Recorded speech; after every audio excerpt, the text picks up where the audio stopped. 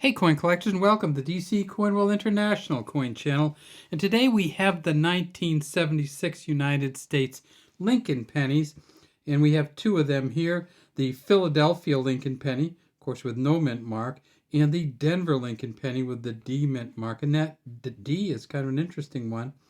It's a really kind of light D, almost like an O-ish D. The 6, let's look at the numbers. They made them pretty stylized. So you see the 1, the 9 with that big sweeping round, the short top 7, and the 6 with, again, the kind of sweeping upside down 9, except a little wider even. And the 6 as it goes above the line, the 9 and 7 go below the line. So when you're looking at these, that's often one of the things you look for in different varieties, is to see if the numbers come in any different. This is Abraham Lincoln, of course, facing to the right. In God we trust over his head. Down here is some of the other things you look at for characteristics. You look at his ear, you look at his beard, his eyes, his nose. You can see that this isn't the greatest coin in the world right here. It is from an uncirculated mint set, but sometimes those get a little bit beat up.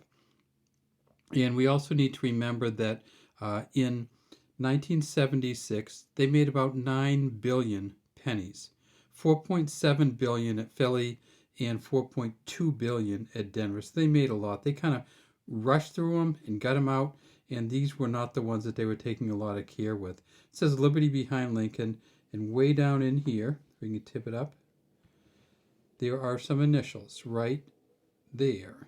V, a D, and a B for Victor David Brenner. This is a brass coin. It's 95% copper, 5% zinc. It's a mix. The newer coins are a zinc center with a copper cover. This one is a mix of copper and zinc and a brass. So if you cut it open, you're just going to see the same coloring all the way through it. It's not going to change. And I can show you the new coins. If you cut them open, they're going to look kind of like this. So you can see the zinc actually inside the coin. And if you cut open a copper coin, it's going to look like this. So same kind of color all the way through. We got these that somebody had chewed up in something. I don't know whether it's a dishwasher disposal or a shredder. Anyway, so the copper coins, the same color all the way through. On the back of these coins, it says United States of America, e pluribus unum. We see kind of the crenellations here. We look down here, we see some steps. The penny is not one of the ones you look at to see whether it has full steps, but these are some of the worst steps you'll ever see in an uncirculated coin. It's just smoothed right out there. Lincoln is in there. Not great detail, but there's not always great detail with the Lincolns that inside the Lincoln Monument or Lincoln Memorial. Down at the bottom it says 1 cent. Way over here to the side there's an F and a G, and that's for Frank Gasparo, who was engraver of the back of these coins. So the Victor David Brenner front of these coins has survived all the way through to date. Still the same Lincoln on the front, but the back has changed a few times. First it was the wheat ears, and then it was the shield, and then it was the Lincoln Memorial, and now it is the shield. Okay, they also made this at Philly, and this is the Philadelphia one. You see no mint mark here for Philadelphia. And this one's a slightly better, but still not great. So if you do get the uncirculated mint sets from 1976, if you can look through the plastic at them a little bit to see what you get before you get them, that'd be great. But you might very well get ones like these with the scratches and the kind of messy ones.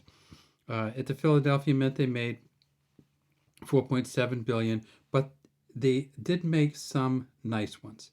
And so far, PCGS, which is the Coin Rating Service, has graded 5 of these at a Mint State 68 or MS 68. And those are worth an estimated $4,500.